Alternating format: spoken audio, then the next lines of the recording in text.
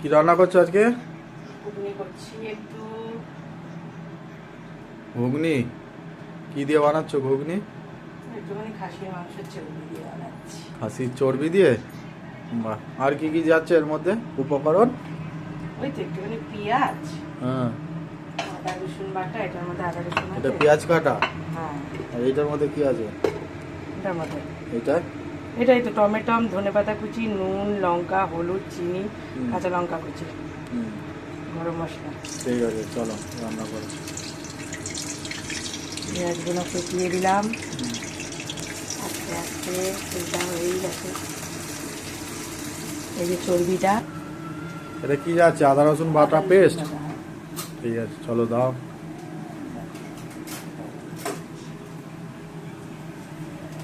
কতটা দিচ্ছ? এই একটু পরিমাণ মতো, আগে অনেকটা আছে, হুম। সবাইকে দেবো তো।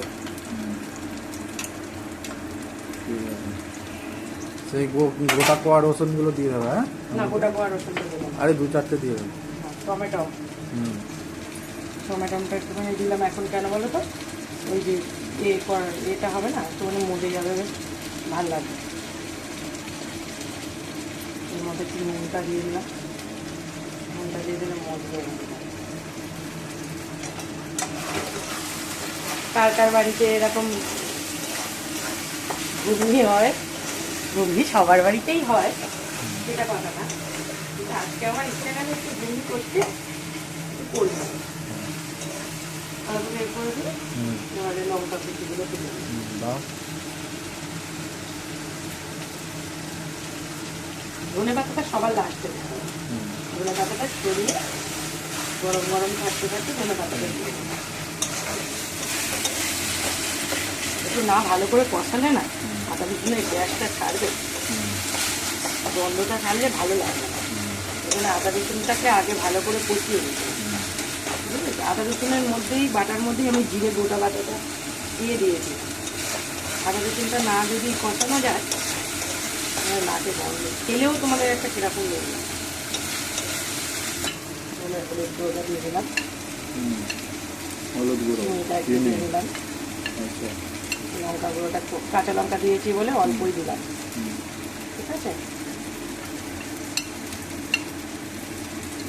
আমার বন্ধুদের কিরকম ঝাল খেতে পছন্দ লাগে আমাকে কিন্তু অবশ্যই জানাবেন কিন্তু।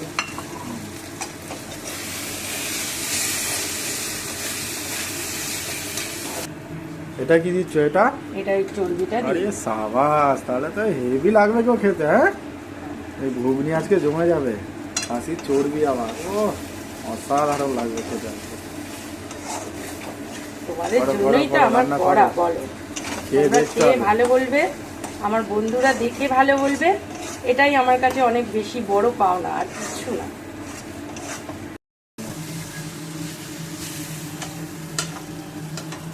এবার আমি এটা তুলে নিলাম।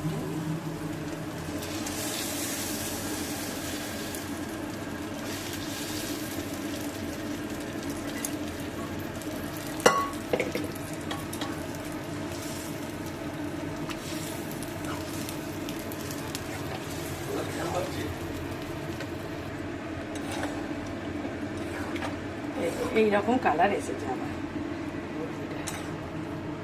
দেখেছো? হুম। হ্যাঁ,